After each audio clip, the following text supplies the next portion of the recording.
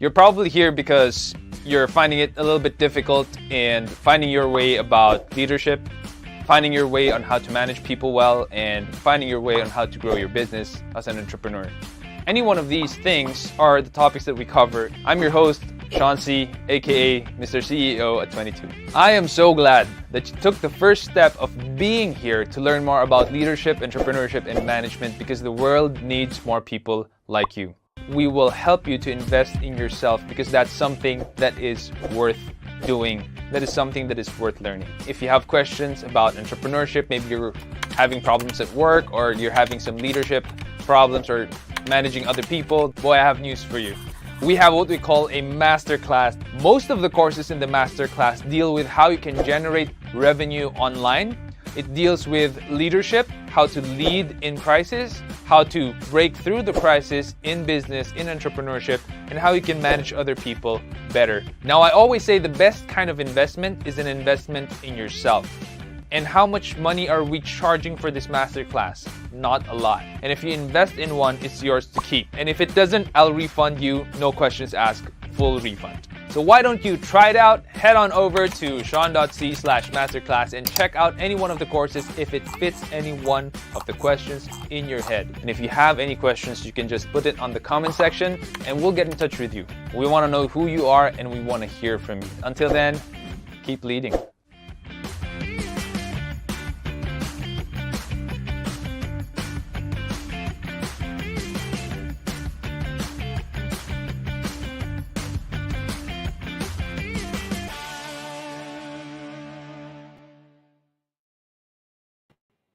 All right.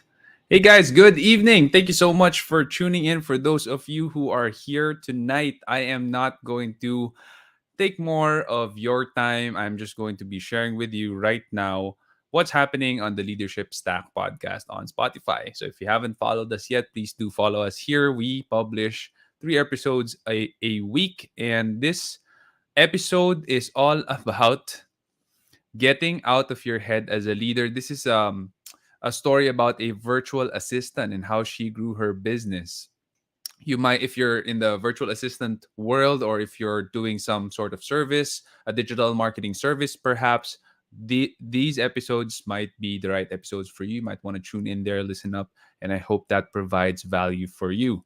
For tonight, we do have a handful of guests, superstars. I'm just here to host and ask them questions, and I do not think that we need to introduce them. First off is going to be Mr. Billionaire.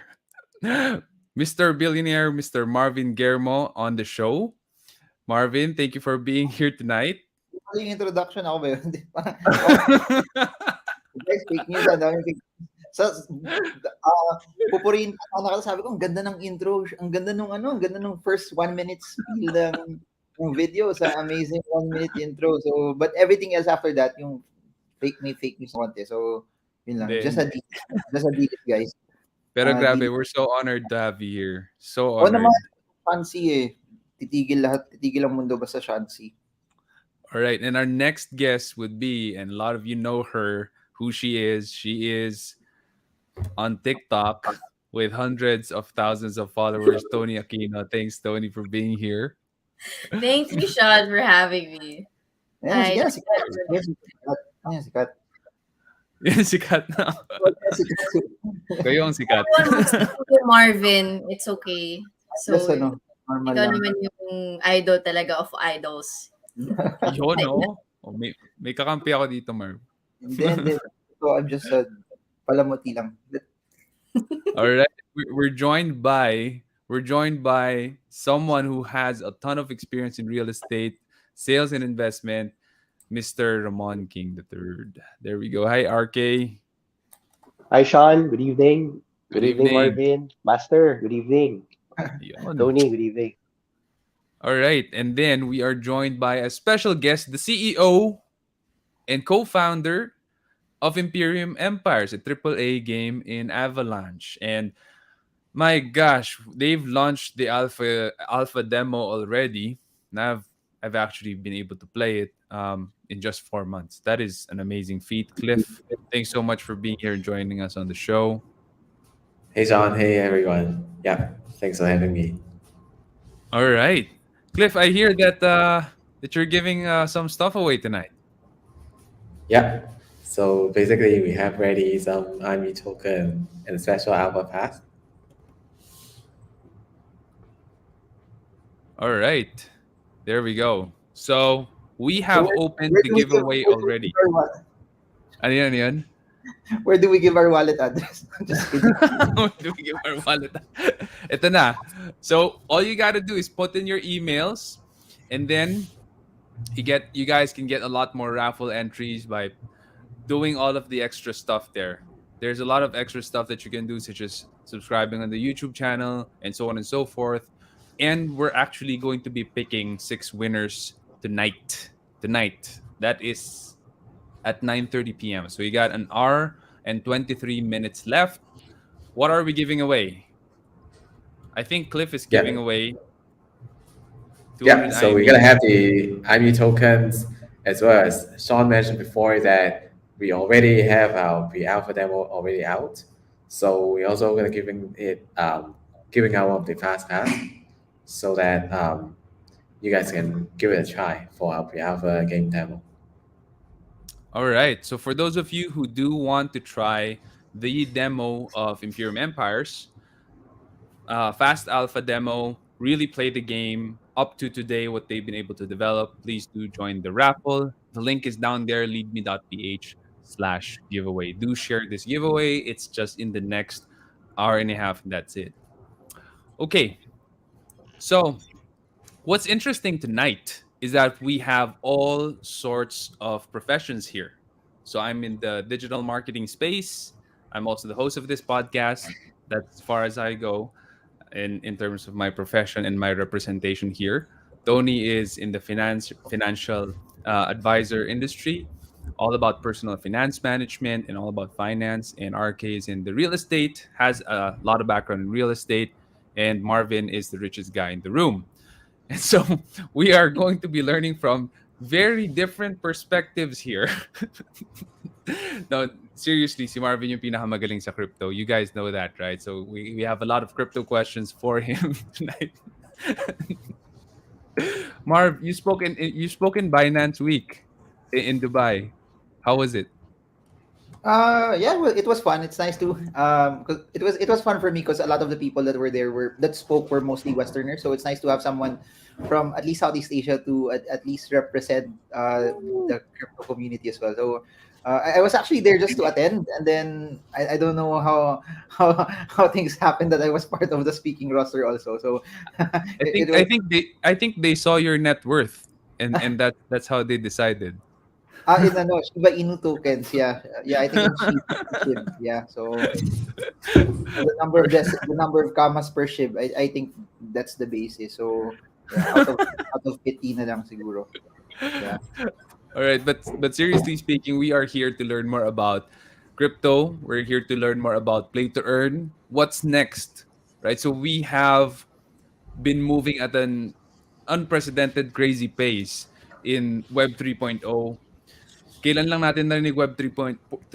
Just last year, sometime last year. And right now, there's so many games coming up. There's so many tokens coming up. There's so many NFTs coming up that it gets confusing to someone who might be new, and it gets drowning to someone who has been doing this for a while. And what we want to learn is we want to learn from everyone here on what they think is going to be next. So, Cliff, you're the CEO and co-founder of Imperium Empires. I'm sure your head every day is buried in crypto news, in DeFi news, in play to earn.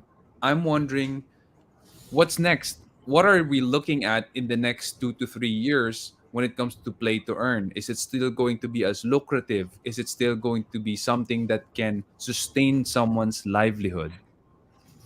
Yeah, I think if you look at the current state of the play to earn space, you can obviously see that there are actually a lot of problems. So, say for example, a lot of the blockchain games out there, they're these kind of click to earn games. So every day you're gonna come in, you click a few buttons, and then you're gonna earn your token rewards. but they often require you to put in a pretty sizable upfront investments. So it's just like something that you just gonna not gonna put in the long-term commitment. So basically, it resembles what you do in a DeFi yield farm where you basically just gonna put in your investment, and then you're gonna just look at the how many days you're gonna get your ROI, and then you're gonna cash out all your tokens. And of course, a lot of these NFTs are too expensive. The entry barrier is pretty high. So I think that's all the major problems that I've seen in the what I call GameFi 1.0 space. So I think now the market has kind of taken a backseat about what the kind of future games would be like in terms of GameFi space, having realized that there are these problems. So I think the market is currently in a transitional phase where the next GameFi 2.0 space is actually going to be games that are really fun to play. It's going to be games that involve social elements where not only can you play the game yourself, you can actually also play the game with your friends. And for the tokenomics, in this GameFi 2.0 games, it's also going to be much more long-term sustainable. So the games are going to be focused much more on player retention than player acquisition. And yeah, I think that's definitely going to be the future blockchain games that everyone will see. So these games, the quality of these games are going to resemble the kind of PC games or mobile games that everyone plays on a daily basis. The blockchain is just the underlying infrastructure or architecture that these games are going to be based in. And no one's going to be distinguishing between traditional games and blockchain games anymore. So I think that's the kind of vision that I see in terms of the future of blockchain gaming. Wow, that's a lot to take in. How about you, Marvin? What do you think? I know that you invested and I invested alongside you in P2E games. Niyaya mo ako nun eh. So ako naman, okay, game. Marvin with the Midas touch. So Cliff said a lot of amazing stuff already, but I think what will be generally the gist of everything is that games will go back to what it really is. It should be fun. It should be something that people enjoy. It should be something that uh, if the biggest incentive for people to join the game is a monetary incentive, it becomes harder for it to become sustainable later on if the rewards are not as lucrative as what it was before. So if you're looking at the iterations of the newer games that are coming out, similar to what Cliff said, what Imperium Empires is doing also, if you make a AAA game, you make something that people like to play, then they're having fun. That's the biggest utility already of that game. That people play, for example, Mobile Legends or Call of Duty or all of the other games, traditional games that you have there, because they enjoy playing it. They're not paid to do it, but they play it because they like it. So I think who will win over the next few years are games that people like to play. Then I'm playing while I'm playing, I'm actually learning. I'm actually earning as well. So that will be the shift towards it. And like what Cliff also said, I think what's very very very interesting is when you find whatever token or NFT that's there will be part of the ecosystem. That there will be a greater incentive for people to use it inside as compared to just flipping it into fiat. So I think it will be centric more on how good the game is, how playable it is, and then I'm actually playing and enjoying, and I get a reward off of it. So something to that effect. Yeah. And sa'yo, I think ang mga nakaka-addict yung parang mala StarCraft, no? That's the only game I play right now. I've been trying maybe Imperium Empires because I just got alpha access. So let's see how it actually goes with it. Reaction video. I want to hear from Tony. Tony, do you invest in play to earn games? Well, I have not played myself. I did try Axie Infinity, though I didn't get deeper into the game.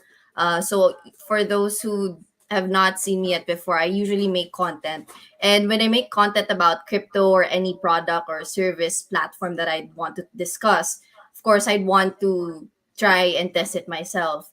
So, like, definitely, I've seen the potential in the industry, especially if you are considered tech savvy. You'd see how this industry would revolutionize gaming in itself, because back then traditional games usually follow more of a pay to win, just like what Marvin was saying, where the only way you could really be above the other players is if you pay for upgrades, right? But now you actually get financial incentives. So it allowed a lot of people, especially during the time of the pandemic, to make a living out of it. So it's really interesting how it's been booming, especially here in the Philippines.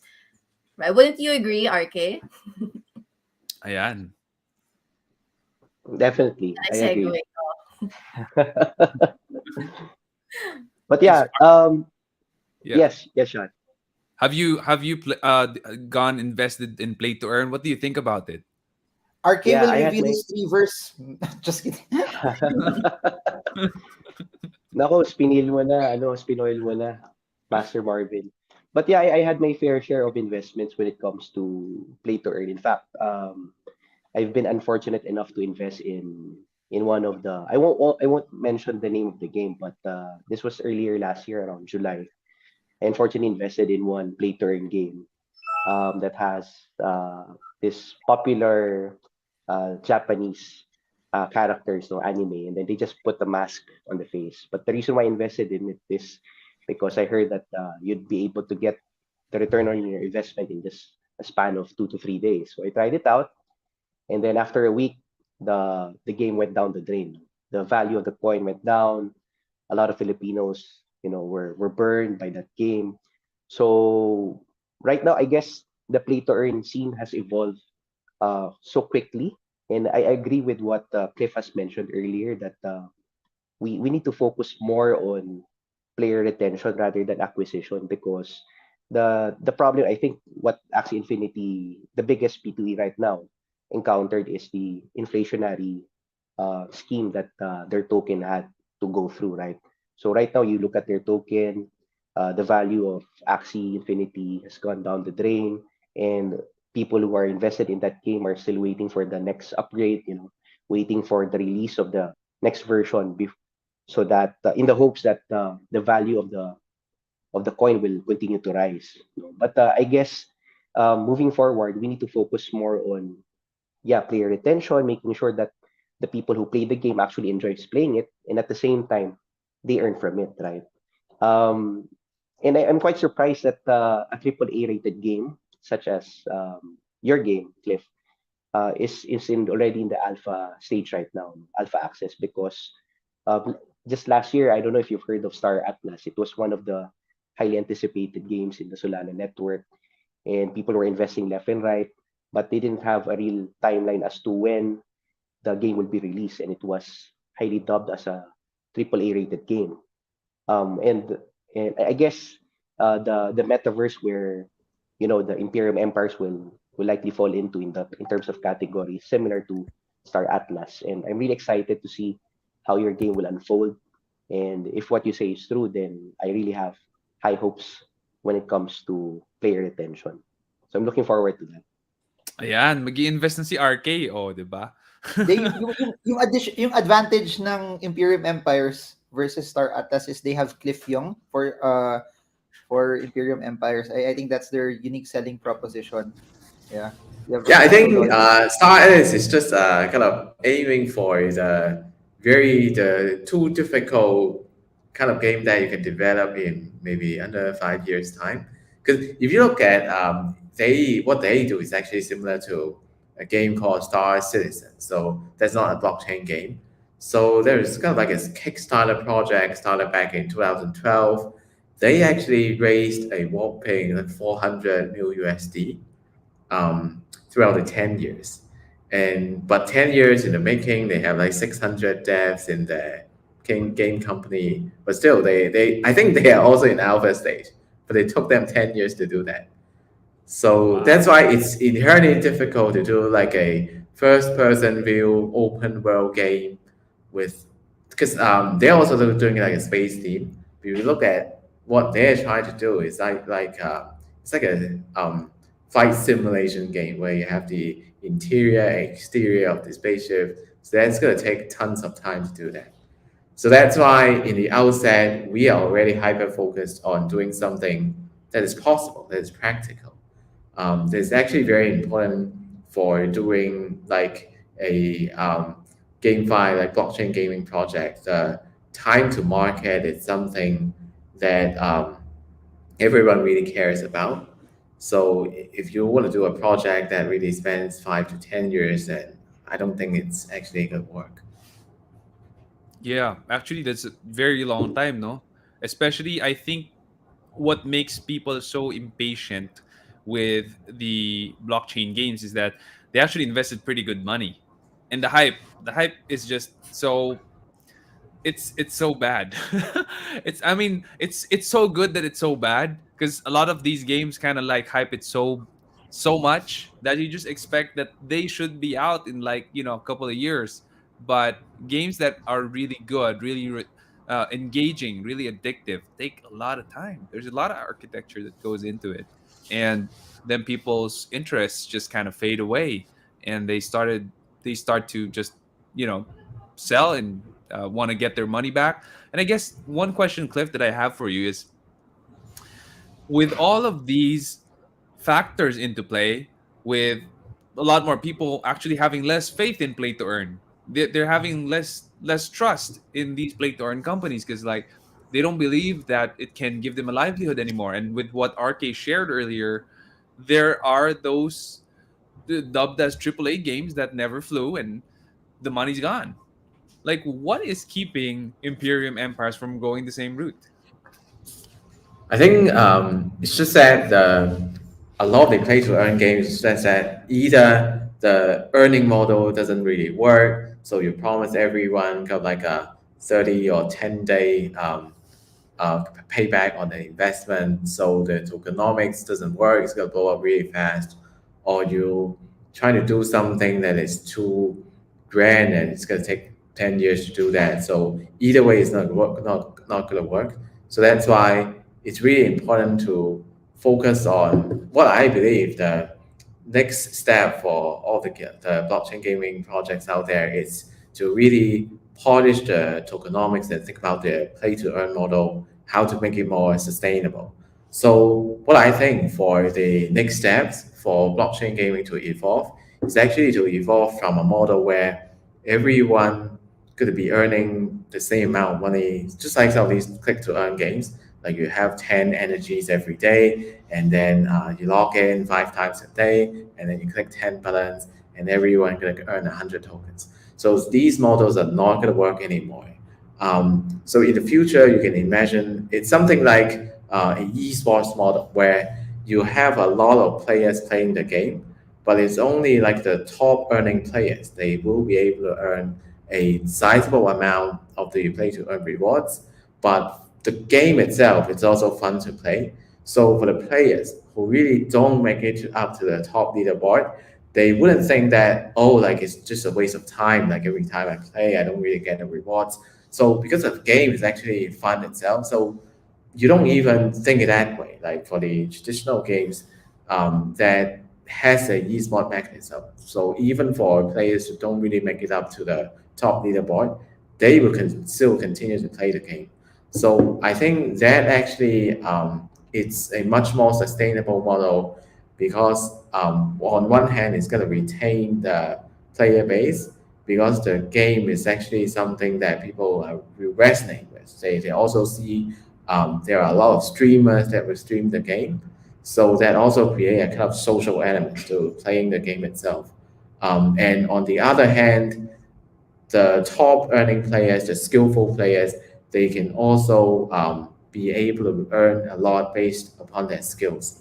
So yeah, I think this is just the most sensible way of how blockchain game in the future will go. Got it. Got it. That's good. I mean, ikaw ba, Marv, what do you think about that? Do you think that there are going to be games that are going to go the distance, like 5, 10 years down the road, and they're still being played and they're still sustaining livelihoods for people who are gamers? I mean, I don't know about you guys, but when I was younger, that was the dream, right? To just play games and make a living out of it and be able to provide for a family out of the game. But this is like this is so surreal in a sense that it's actually happening right now. Not yet perfected, but it's happening right now. What do you think about that?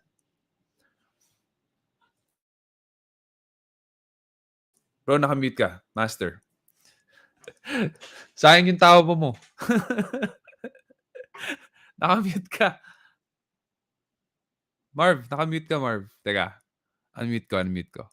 Okay na. Okay na. So, Ayan. bring it back, zoom out. I was saying, magkaiba tayo ng pangarap kasi ako pangarap ko lang dati magka-love life na may pumatol sa akin. So, I never dreamt of having the ability to earn from games. Pangarap ko lang na someone will love Marvin Germo. So, that was my biggest dream in life. But, yeah, I agree with that. Similar to what we've been talking about earlier, that it's the games that people like to play, which will be sustainable over and over the long term.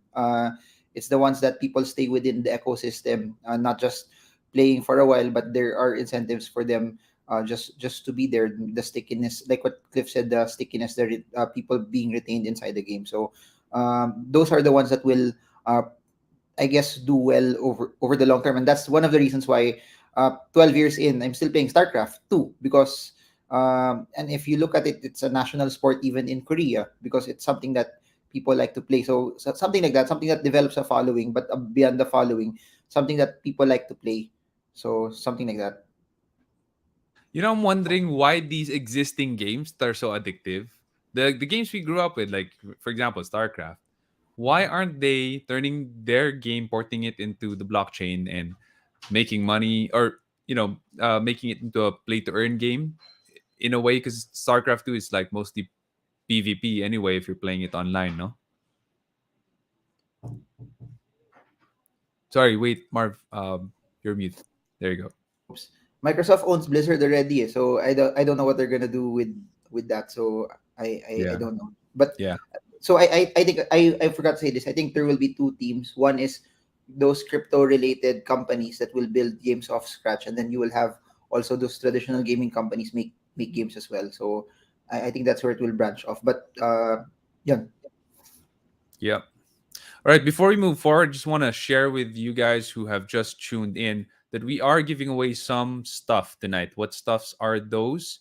Those are going to be the Imperium Empires tokens. And that is going to be 5 winners of 200 IMEs. You have to research on what that's worth on your own, but it is going to be worth a good amount when the IME game has finally launched, hopefully by Q3 of this year or Q4. Somewhere there.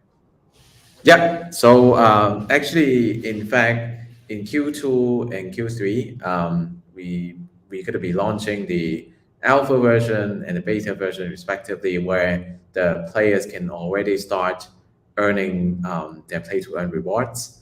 So Q4 is going to be our full game launch. But in order to play our game and start earning the play to earn rewards, you don't have to wait until Q4. Yep, perfect. So, in the Alpha Fast Pass, we're gonna award it to one winner tonight. So, if you are someone who might have already invested in IME or you bought an NFT spaceship from Imperium Empires and you want to try out that NFT that you bought, you might just get to try it tonight because we are awarding in an hour the 6 winners for tonight's raffle. All you got to do is go to the link down there, leadme.ph/giveaway, enter your email address, follow the rest of the instructions for more raffle entries, and that's it. That's all you got to do. And right now, we have 25 contestants. We only have 25 contestants. So the chances of you guys winning are still pretty darn high. For those of you who are watching here tonight, do know the chances of winning still pretty darn high. Yeah, and it's so interesting that we are all looking towards a future where we think this is something that we can do, that P2E is going to earn, is going to make money.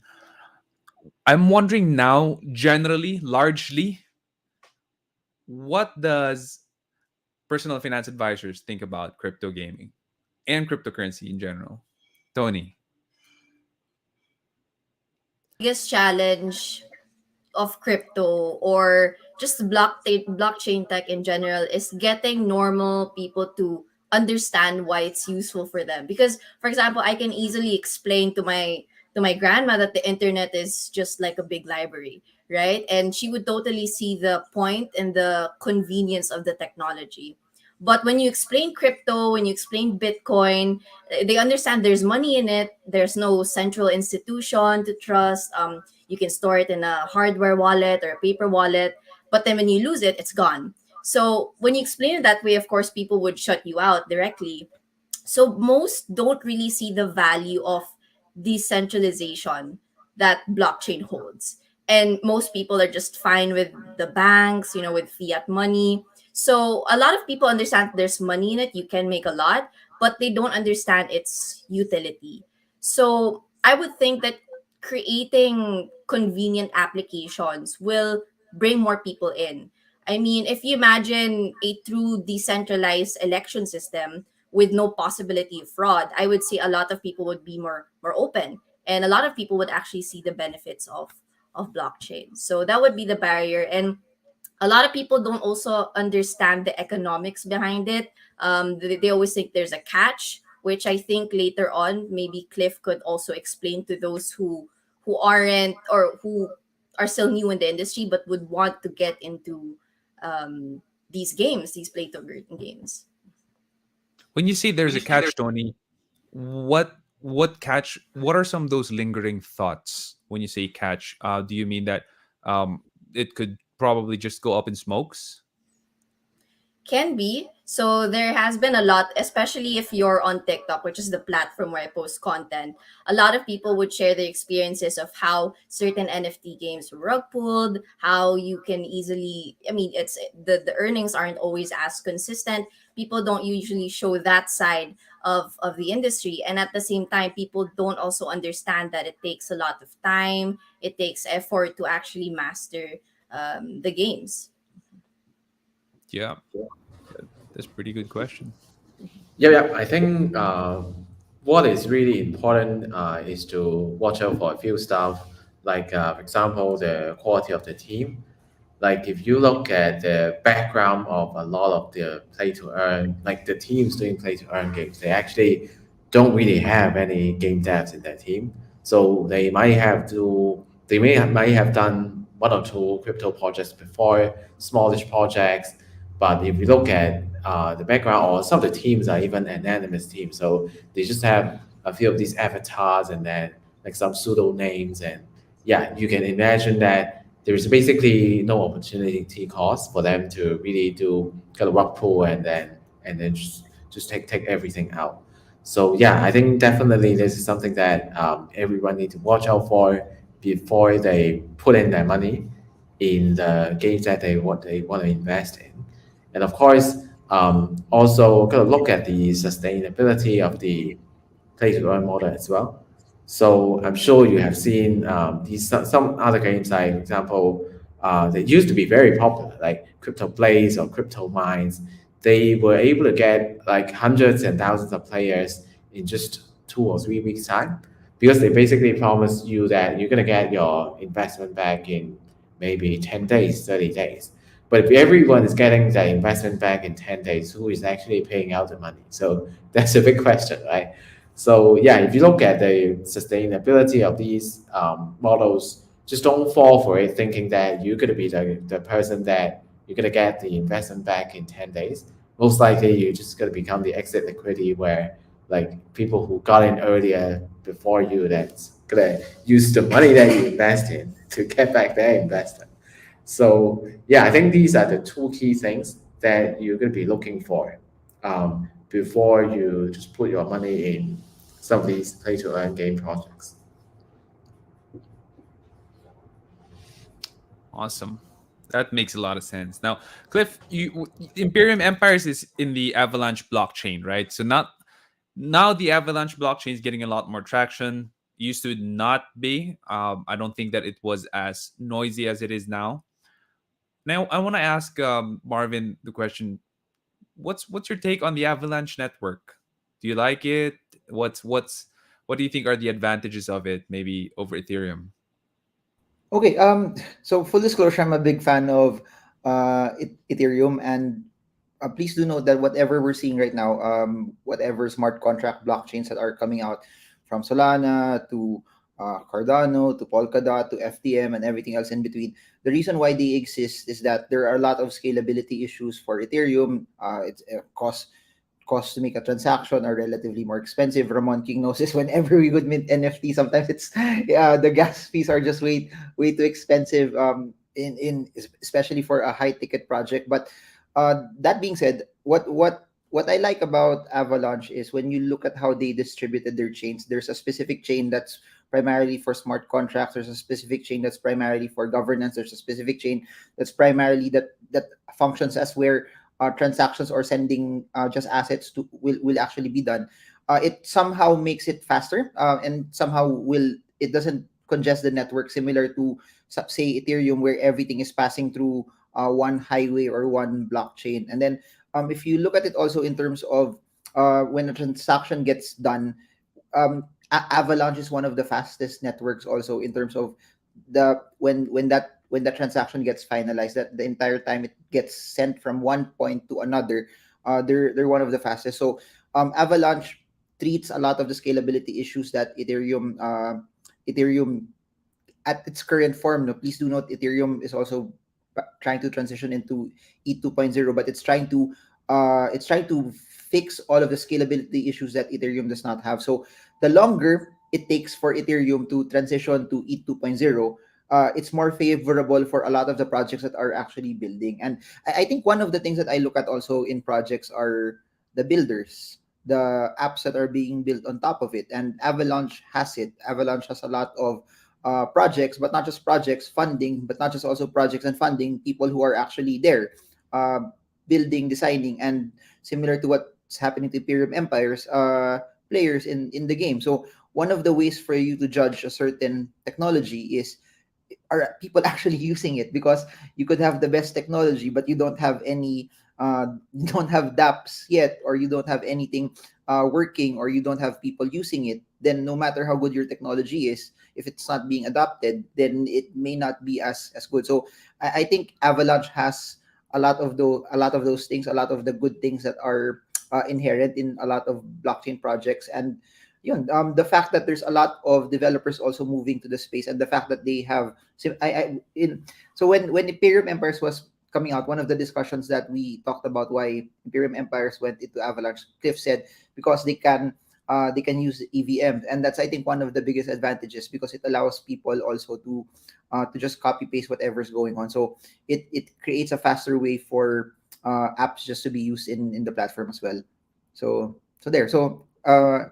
It will be a race on who will be the fastest. But I think the longer Ethereum delays, the more all of these eat killers have a chance to win.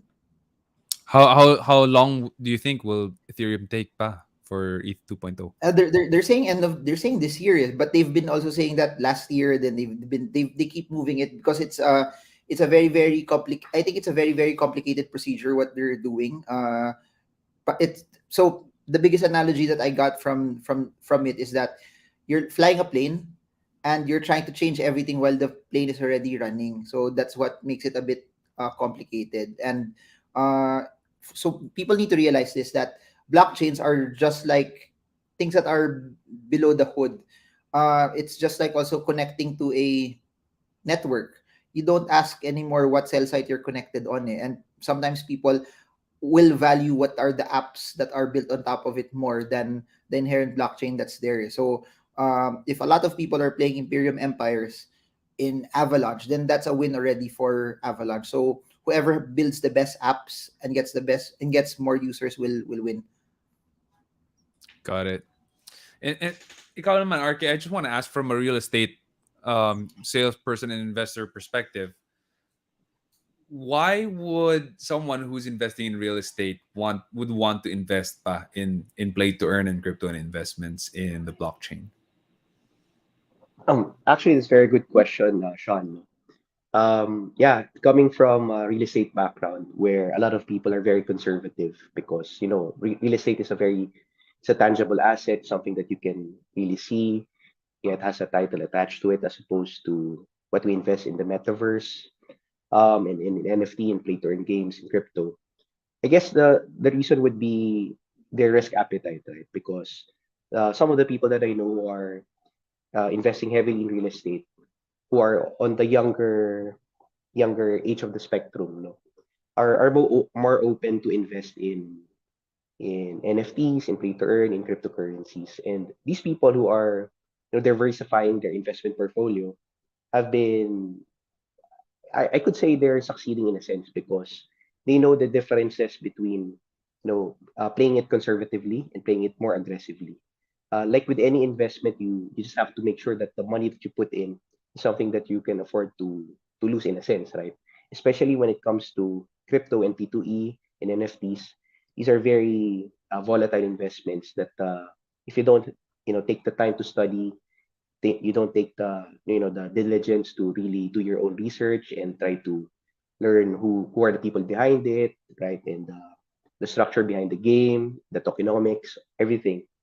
Um, then you're bound to lose a lot of money. So I guess in real estate, like for example, like in NFTs, I don't know if you've heard about this, but one of the utilities that's very exciting that I can really relate to is that there's this company called Propi who recently sold a real estate property in Tampa, Florida, using NFTs. No, so the buyer, they just auction it off in their website, and then the buyer just bought it through NFTs, right? And they didn't have to go through all the paperwork. With just a press of button, they were able to get ownership over the property. So these are the things that are very exciting for Web 3.0. And I guess as more people, as more developers, build utility behind it, and as more people tend to have more faith in Web 3.0, I guess the sky's the limit in terms of potential. So being early in the game and learning, which particular investments, which particular investment vehicles, which particular games would likely succeed in the future would put you in a better position to capitalize on this in this revolution that we're currently encountering. Got it. I have a question for Ramon King, no. So this is I want your answer top of your head right now. What would you buy right now? Azuki at 26.66 or Mutant Ape Yacht Club at 26.23? Uh, what would you buy? I would still go for Mutant Ape Yacht Club Okay. because I think it's still backed by Basie, right? And having that strong connection to Basie would give it a higher chance of really propelling forward because Azuki is quite new. Okay. Okay. Good answer kasi nakasalalay friendship natin sa answer mo. Joke lang, but uh, I Di, was just curious. di mo na kailangan yun, Marv. Di mo na kailangan yun. And then naman sa misinformation. Okay. So, Marvin, I know you bought land in Web 3.0, no? You bought some land, some pixel land. Not just me, Ramon also, but yeah. Why'd you guys what's the principle behind buying land in Web 3.0? Why would someone do that? So Ramon, we both we bought from different projects. Maybe Ramon can answer first because he has like a 500 million US dollar portfolio already, so he can answer it better. That's not true. Don't believe Marvin. Yeah, I also invested in real estate, digital land though, in the metaverse. One of the first ones I actually invested in is Treeverse. It's a small plot that allows you to have access to the game. Up until now, actually they haven't released the game yet, but the price has been very stable. I think it sits at around the 1.8 floor price right now. So that's one, and then we also invested in Sandbox, me and my friends. Uh, but the most successful one I would say would be NFT Worlds. We invested in it like last year around October or something, and then just a good friend of mine shielded to us, and we just got two plots each, and then we were surprised like earlier this year that they released tokens, they released airdrops, and the value for each airdrop was already six figures in the sense in terms of pesos, right? Not not counting the amount of the land which has really gone up and it's considered to be, I think, the top 20 NFTs right now in OpenSea. So, like like what Marvin mentioned in his previous videos, if you follow him, you know, the metaverse land really has utility because once you like in NFT worlds, it's really based on Minecraft, right?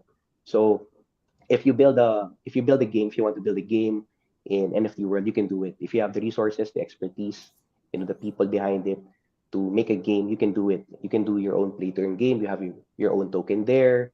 You can build an entire ecosystem, your own tokenomics, whatever you want to do. And it's easy to do it because um, Minecraft is already there, and you can really apply the system that's in place already. Apart from that, there's natural resources there that you can mine.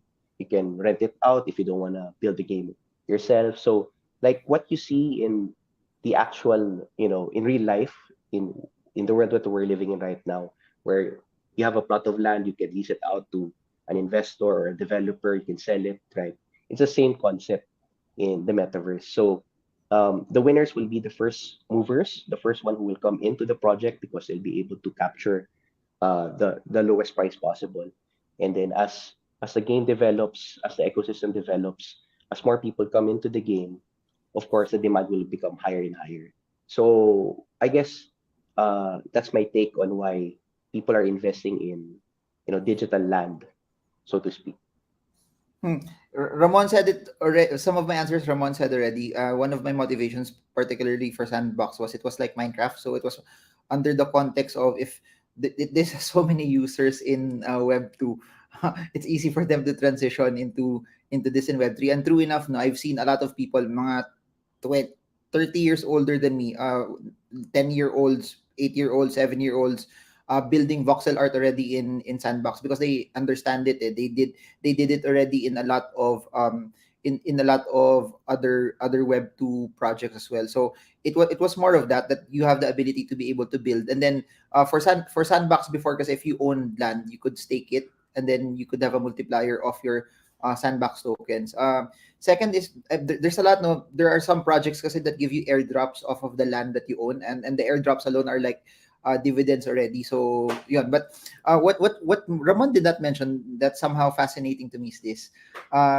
For example, Ramon King wants to migrate to say Portugal. He can take his land wherever he wants because it's already in the blockchain. It's no hassle already for him.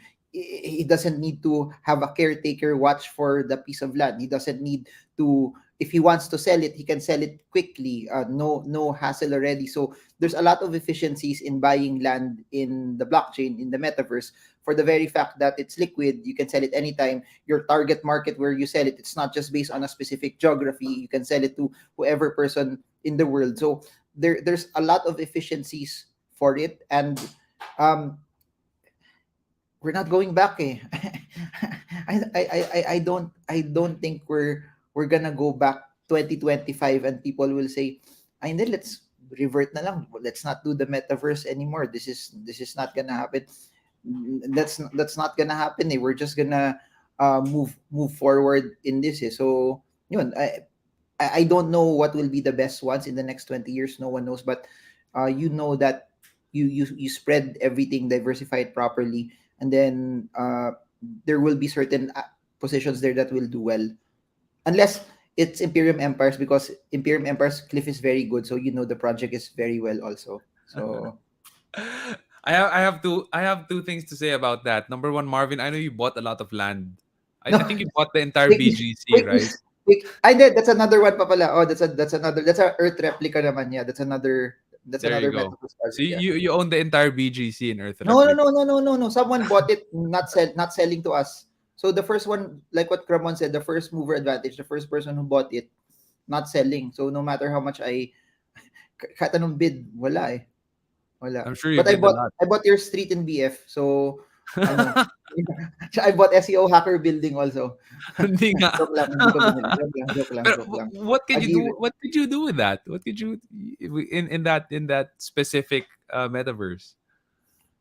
It's fun eh. It's fun. So but just for motivation, they have a launch pad eh. So the launch pad give you access to their tokens also. So that one, and then yun, it was just fun. Like what Cliff said, what will make you stick to a certain ecosystem is you enjoy doing it, and I enjoy zoom in, zoom out. So what I did was yung mga areas where I visited or nag-vacation over the past few years, yung mga landmarks that I could buy, I bought it, so at least may souvenir ako on places where I had vacations with in the metaverse also. Tapos yun, tapos yung mga yung katulad ng bahay mo, yung mga gusto kong bilhin para masabi ko na ano, I own Shanxi's house in the metaverse. Parang ganun. Where'd Yung you mga- where do you find all of these crazy platforms that you invest in? I don't know. Everything's online naman eh. So just everything's like what Ramon King said. And hindi niya pala sinabi, ako lang magsasabi to. Everything's on Discord. Everything's on Discord. Like I'm Everything's on imagining you're looking, Discord. you're searching in Google about, where can I buy real land on the metaverse, something like that. Discord, Discord. And then Ramon King chat room. Yun yung one of the best, ano. Meron pa, may games pa si Ramon King, Avaric Saga. Kwento naman natin yun. Joke lang.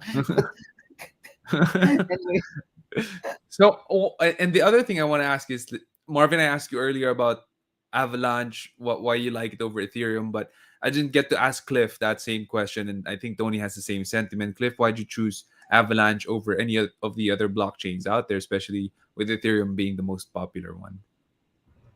Yeah, I think one of the major reason is Marvin already mentioned that it's EVM compatible, so developing on Avalanche is actually a lot easier compared to some of the newer chains that also has fast transaction speed, but isn't really compatible with the EVM. And another thing is if you look at gas fees, because I mentioned before that for blockchain games to be able to reach the mass market, because if you look at the gaming market, there are actually over 3 billion gamers on Earth. But how many of those people have tried blockchain games? Actually, just a tiny bit. So, say for example, if you look at Axie Infinity, that's basically the most popular NFT game out there. The peak daily active user, I think, is just around 2 million something. So it's less than 0.1% of all the gamers on Earth. But in order for us to, or any other blockchain games to really onboard the wider population of gamers, we have to solve the affordability issue. Because currently a lot of the NFT games out there, even for the the four NFTs that they're selling is like 200 or 500 USD. That is actually a huge barrier for the conventional gamers, where like even a AAA title on Steam, you're basically just paying for $60 or 60 or 70 US dollar for that. So that's why if you look at the gas fee on Ethereum, just doing a single transaction may have already cost you one third of that amount. So that's why just moving it to these newer chains like Avalanche help us really a lot to lower the gas fees where players are paying for. Because when the players pay for the gas fee, they actually get nothing in return. Your NFT is not going to look nicer, your NFT is not going to be more powerful. But the gas fees on Avalanche is actually very low. It's a lot of times less than one US dollar. So that's why we can price our NFTs much more reasonably to attract a much larger player base, which is very important for blockchain games to really attract the wider gaming audience. Because I think no matter how large the crypto native space is, the crypto native population is only it's going to be a tiny bit of compared to the larger gaming population where a lot of people actually do play games on a day-to-day basis. So that is one of the reasons why we picked Avalanche as the blockchain that we're building our game on. That's a lot of reasons, and very, very good reasons as well at that. Now, for those of you who are here and who have been in the chat box participating, we see you, we hear you, and we are so glad you're here. There's a Scooty gang here, Cliff. There's a lot of people there's a lot of people in the IME universe who are here, and we're so happy to see you guys. We see you here. Okay, just so you guys know, we see you. We're reading your comments. Patrick, thanks for being here, and oh, si big fans mo, Marvin. Oh, yeah, di ba? The millionaire. There you go. Keith, thanks for being here. Deng, Jim, all you guys, we see you here. And I just want to share for, um, I guess this is going to be the last time I'm going to share this because it's just 34 more minutes to go before we finally pick the six winners of those who will get 200 IMEs and the pre-alpha fast pass so that you can try the Imperium Empires game for yourself. I've tried it out. I already gave my reactions and thoughts to the Imperium Empires team and for 4 months of development. And I am a gamer. I play a lot of games in my time. It's pretty darn impressive. That's what I could say. So yeah, please to join the giveaway. It's so easy. Just enter your email, follow the rest of the instructions there. But once you enter your email, you're in the raffle already. And we are going to pick the winners in 33 minutes. There we go. Okay. So, yeah, we got more questions. Marvin, you got a question. Go ahead. You're on mute. You're on mute, master.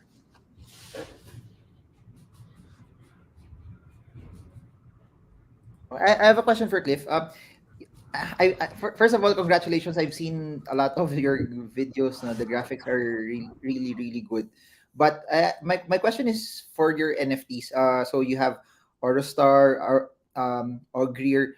My question is, for a lot of people who start buying those NFTs, what would be the competitive advantage of those that buy the ones? I know your ships. No, the more expensive the ships, the more slots that it will actually have. So the more weapons you could possibly have also.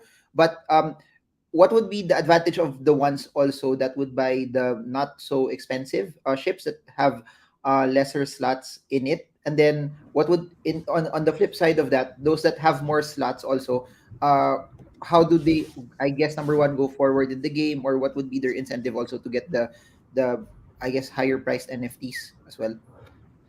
Yeah, I think that's a good question. So if you look at the different across our different NFTs, they actually have these different stats.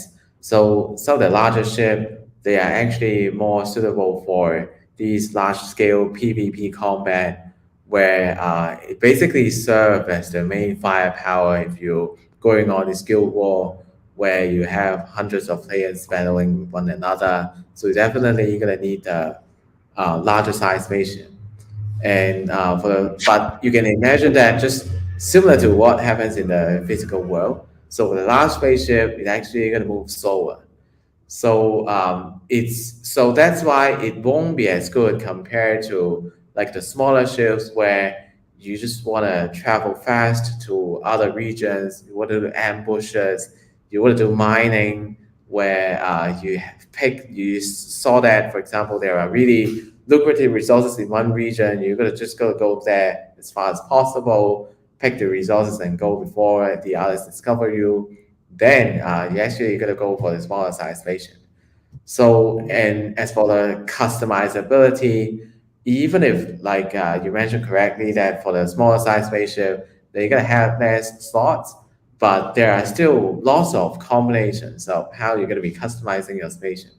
So I think it's being an MMO game also kind of solve part of the problem where a lot of the NFT games are just pay to win games where you just buy the most expensive NFTs and then you play these one versus one PvP battle or three versus three. This is just something like happening in a game. I'm not sure whether you guys have heard about a game called Satan Arena, where they have a pretty good real like they have a mobile game that they developed a few years ago and they adapted that for being a blockchain game. But they really had problems in terms of how they kind of let how they should segment the players, like the most powerful players with the legendary NFTs can actually fight against the players with just a entry level NFT. So definitely that's not going to work. But for us being an MMO game, which involves a lot of players fighting at the same time, you can actually um, help to solve this problem. Like if you have a group of smaller size spaceship and then you run into these large spaceship, you definitely won't fight with the large spaceship head to head. But as your speed of your spaceship is faster than the larger ships, you can actually leave if you just see the larger spaceship and go elsewhere. So there is actually a lot of tactics and strategy between how you can play the game well and earn the maximize your play to earn rewards. Got it. A follow-up question. So, scooties, scooties or your other higher ticket ones like or Greer or Star, what would be more advantageous, buying a lot of the cheaper ones or buying a few of the more expensive ones? Because the reason why I ask that is, for example, for Axie, some people don't really see an edge for the more expensive ones. So it from a revenue model, they just buy a lot of the cheaper ones and have more scholars there. For Imperium Empires, how does it normally go? Would it be more prudent to focus on the larger ones already and then forgo yung smaller ships, or what would be a good mix also? Yeah, yeah. So actually, it depends on what your strategy or your play style for our game is going to be.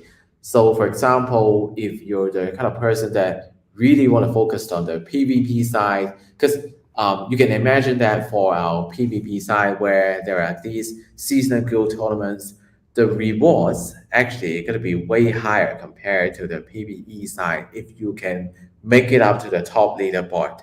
So you can imagine that if you want to excel on the PvP side, definitely everyone going to be chasing for these rewards. So you're definitely going to need, and the PvP side, it's completely combat focused. So as I mentioned before, for the larger sized spaceships, they're going to be much better in combat compared to the small size spaceship. So you will definitely need the larger size spaceship if you want to climb the leaderboard for our PvP guild battles. But if you're more the kind of passive side, passive income kind of earning, you don't aim for the highest rewards on the PvP side, then you can actually focus more on the PvE side where mining the asteroids is going to be the main activities there. So you probably can think about having a larger fleet of the smaller spaceship where you can just be nimble and then do these mining in the different zones that the ships can go into. So yeah, definitely it's a strategy that you need to work out not only for yourself, for the guild member as well.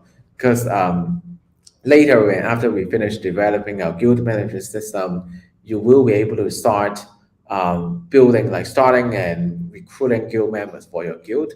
So it's something that you should probably discuss with the guild member as well. So maybe you're gonna focus on buying the larger size spaceship to and so the combat aspect because you're better at that.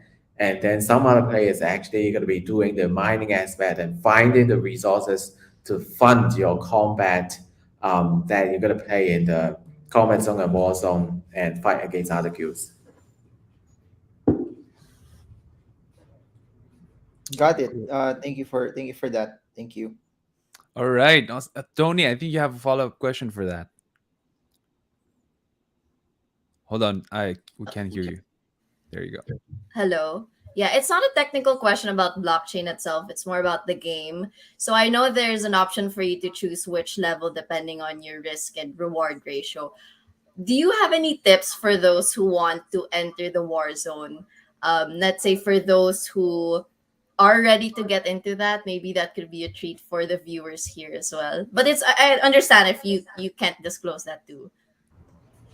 I think just make sure that you practice first in the safe zone and you know the risk before you go into the war zone because in the war zone there's actually risk that your spaceship can be destroyed. So that's why I think initially I think it really depends on your risk appetite as well as your skill level. So I also advise that, for example, if you're going to the war zone, just make sure that you have a guild and you have guild members supporting you. Because if you go into the war zone alone, then probably you're gonna be the major target of everyone. Because everyone they have the guild members supporting them, and then yeah, you just a lone wolf. Then probably that's not gonna work. So yeah, Okay. Yeah, if you go to the war zone, be prepared to lose your NFT. but actually, it's these kind of high stakes battle. Actually, it's some players actually like that because there's actually very difficult to replicate these kind of high stakes battle in a traditional non blockchain game because for the traditional non blockchain games, a lot of the game asset they don't really cost that much compared to the NFTs in blockchain games. So even if you lose your game asset, and a lot of these game assets, they have unlimited quantities, right? So it's not like you're gonna lose your All Star in the War Zone then. So everyone's basically they have certain stake before they gonna start these battles. So I think it's also some experience that you wouldn't be able to experience when you play a traditional non-blockchain game.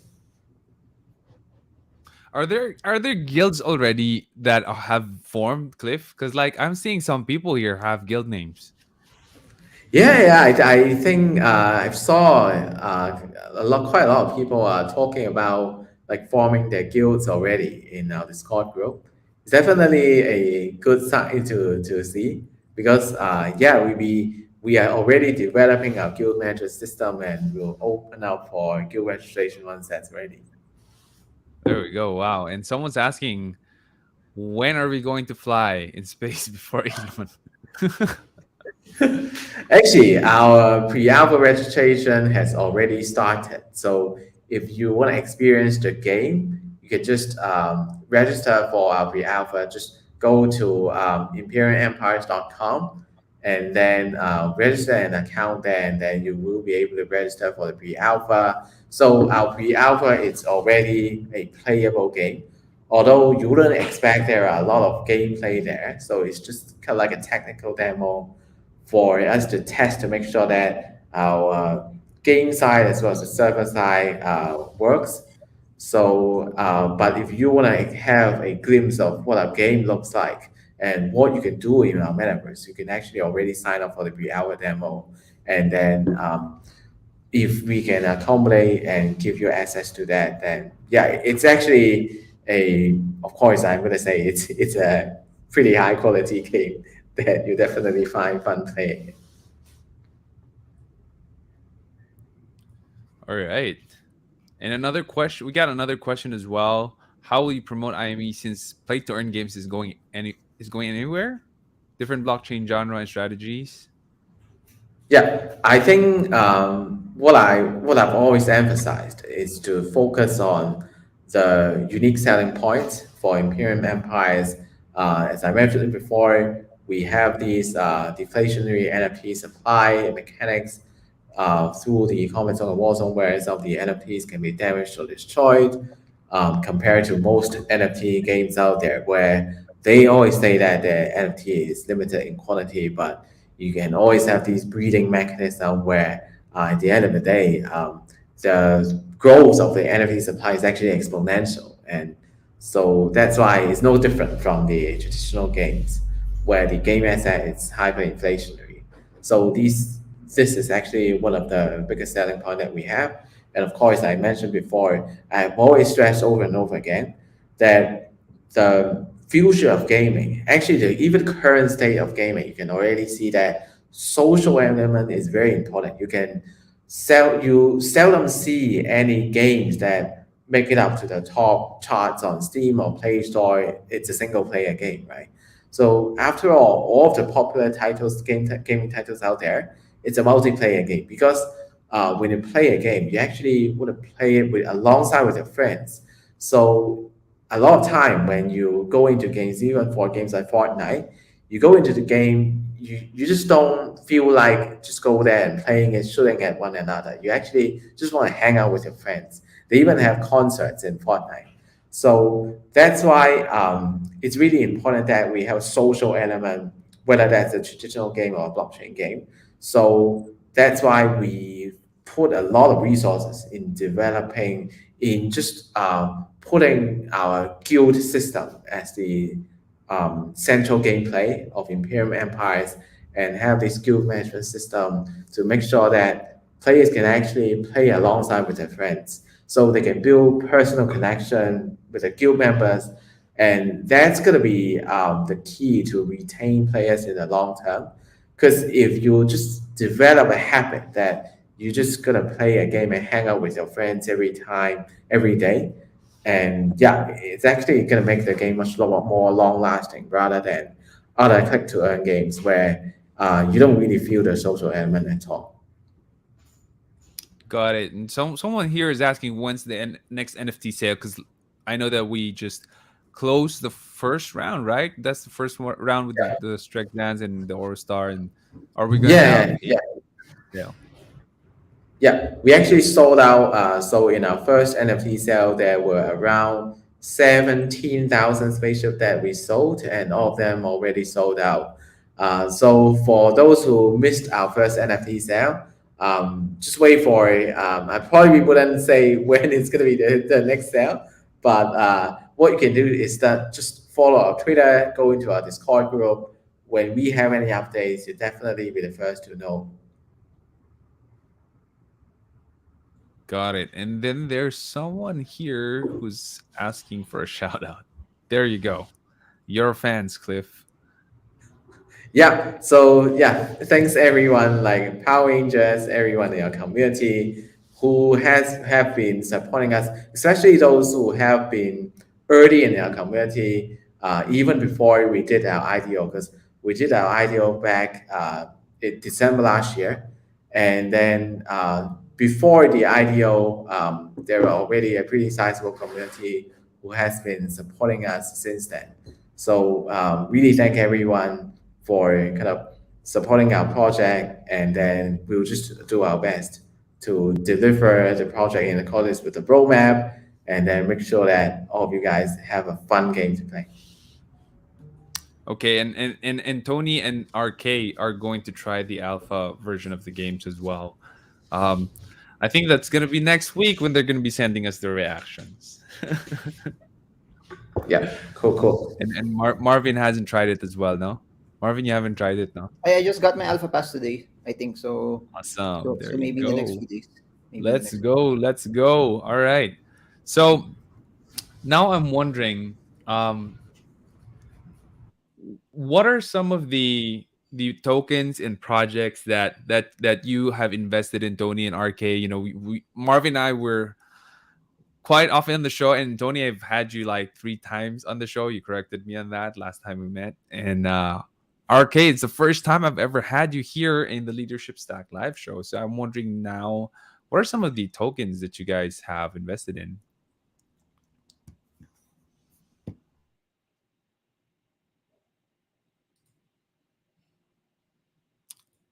Can you hear me?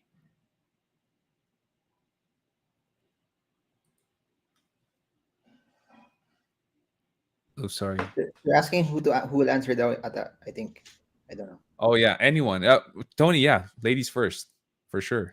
Honestly, to be transparent, I have not invested yet in that space. So I'm still trying to learn more about it. And would you think it's best for me to start in the play to earn industry to know more about it? I think for me, the best person who can answer you is the richest of the bunch, and that's Marvin Germo. That's Cliff. Ano yan? Misinformation na naman.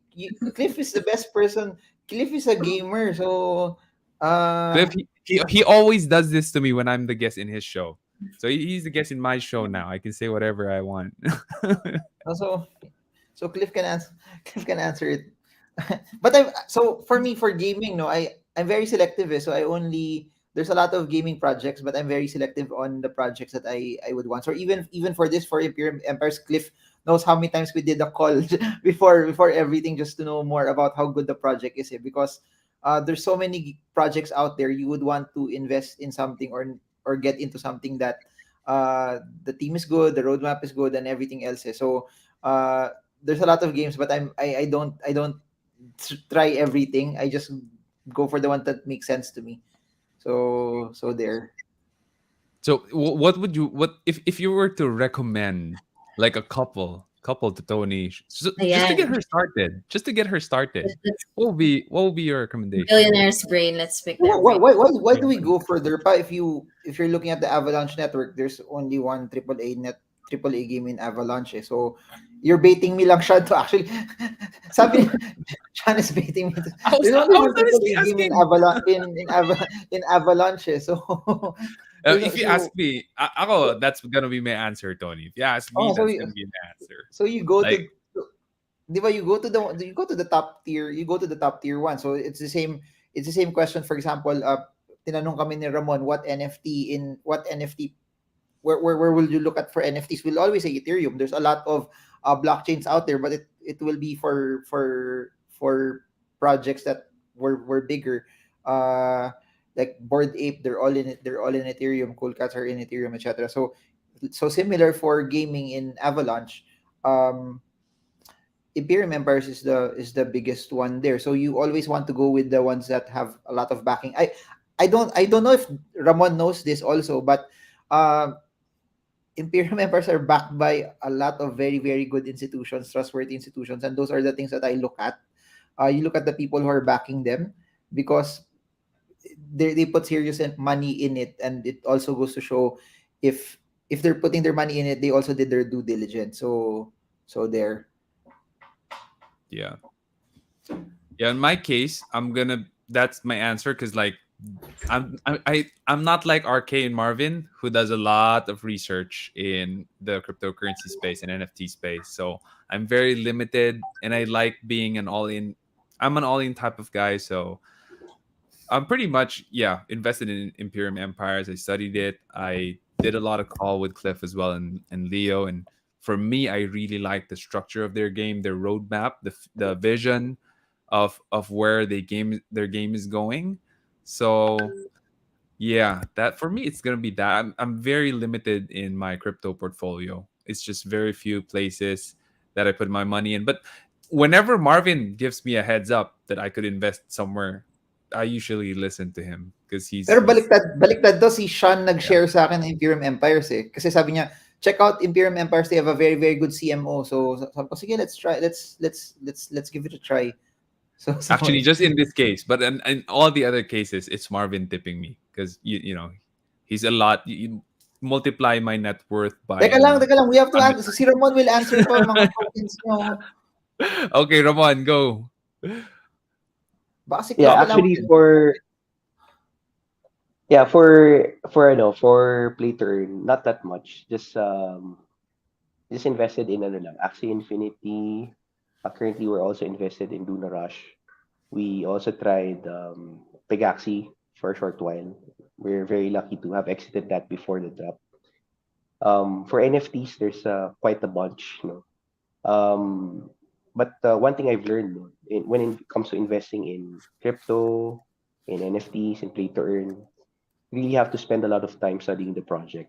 Because in my case, even if I spent a lot of time researching the project, we still have moves that weren't as good, despite alam mo yun, putting a lot of time and resources into studying the project.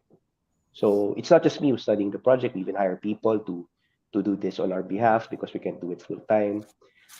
We even have people who help us get the whitelist for certain NFT projects. But the space is becoming more and more competitive right now. If you look at the Discord servers, what um, Marvin mentioned earlier, even in Twitter, it's swarmed with a lot of projects being released left and right, like on a daily basis. And unfortunately, there's a lot of scams out there, a lot of rug pull projects. So we need to be able to sift through the noise and be able to spot quality projects and learn to get into spaces or get into groups that have good alpha. Like we're very lucky because Marvin is here. He's our friend. He shares alpha to us, right? But if you have access to people like that who have, credible information, that would be really valuable in terms of um, choosing the right project for you. So yun. And All ano na yun, right. madami na kaming napagdaanan ni Ramon, no? Meron kaming term na avaric na kami. And part of Averect. Averect. uh, yeah.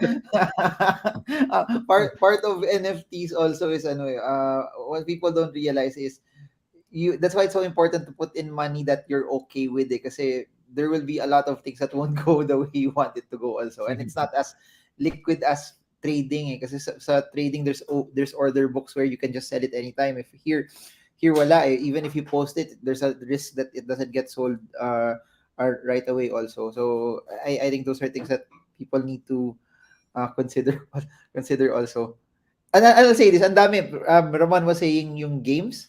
There's so many games trying to be the next Axie or trying to be, we will be the next Board Ape Yacht Club. So everyone wants to be that. So yun. Yeah, yeah, yeah, and that's why we say, oh, only invest money you're willing to lose, diba? So that you can sleep well at night. But yeah, who wants to lose money, right? Nobody. But that is going to be one of the fundamentals of investment, and that's going to be your tuition fee pag it doesn't go the way you want. Now, Cliff, you have a question from the audience. Which project would you invest in if you're not CEO of Imperium Empires? I think this is a Ooh, very good interesting question. question. I like, Wow, that's an that's a interesting good question. question. So I wouldn't say like I would definitely invest into other projects, but some of the other blockchain gaming projects that I've also looked into and find them quite interesting. I'll just name a few. So, for example, Illuvium, they are also developing a AAA quality title. So they are on Ethereum and Immutable X. So Immutable X is a layer two solution for Ethereum, also aiming for lower gas fees. I think they're actually doing Illuvium is actually doing a pretty good job in terms of really doing a high quality game. So I think they're also in beta testing stage.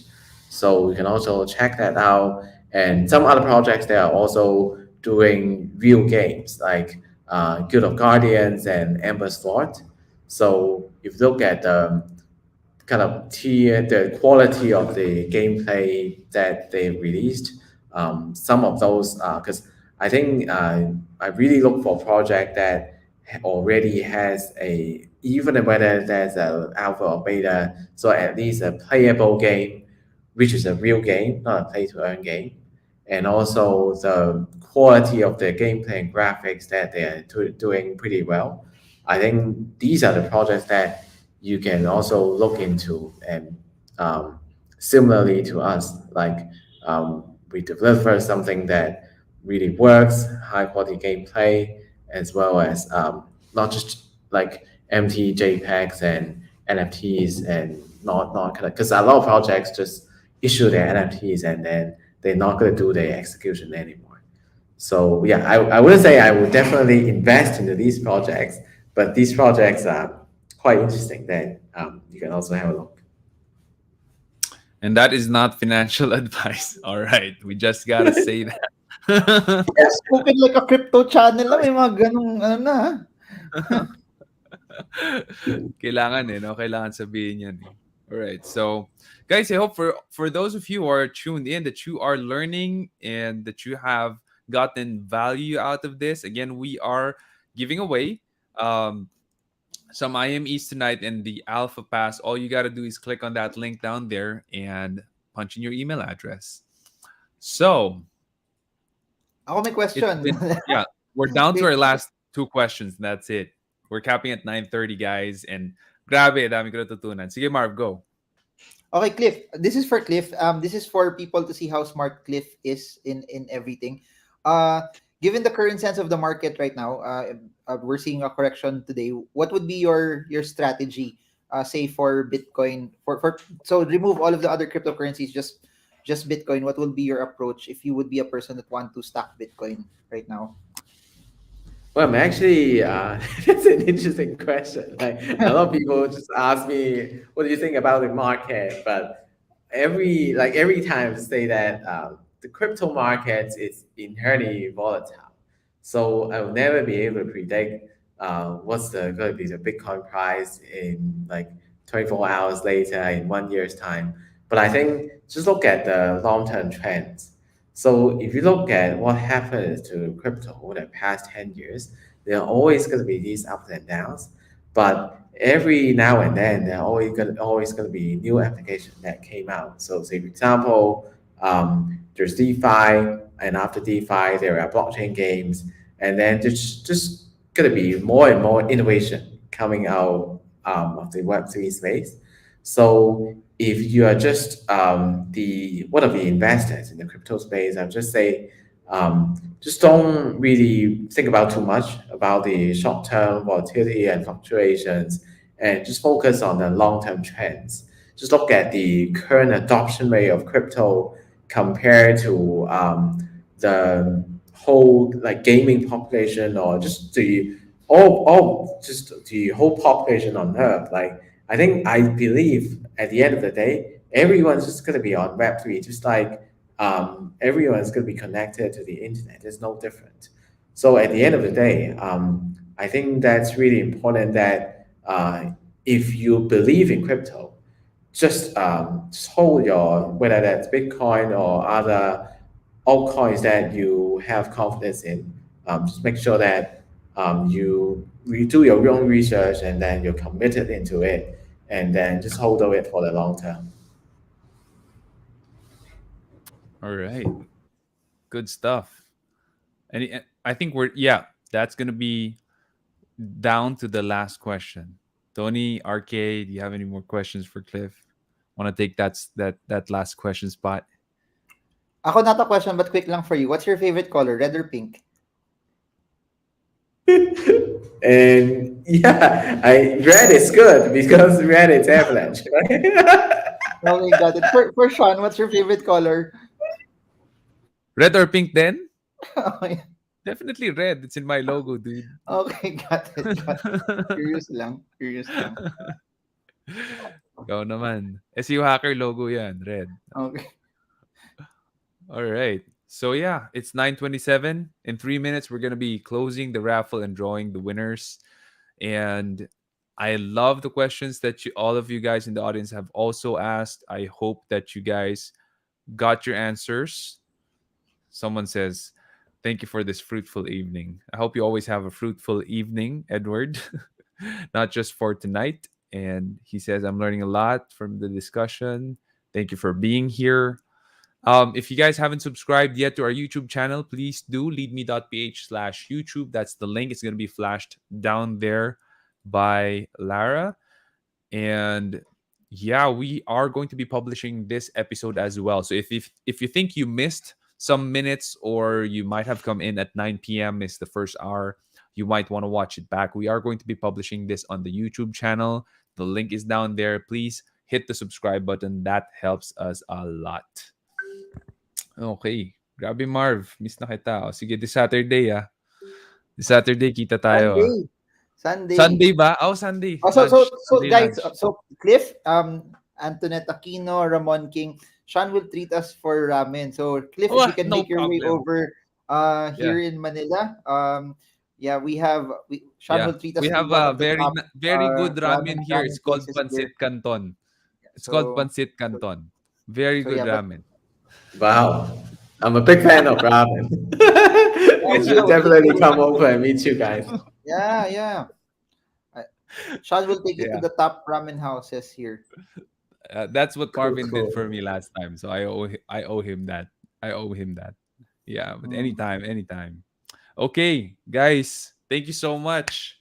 I learned a lot. I'm sure a lot of people in the audience learned a lot. I love you guys. Thank you for being here, for accepting my invite. Tony, Cliff, Marvin, RK. I feel like I'm $1 million richer whenever I'm around you.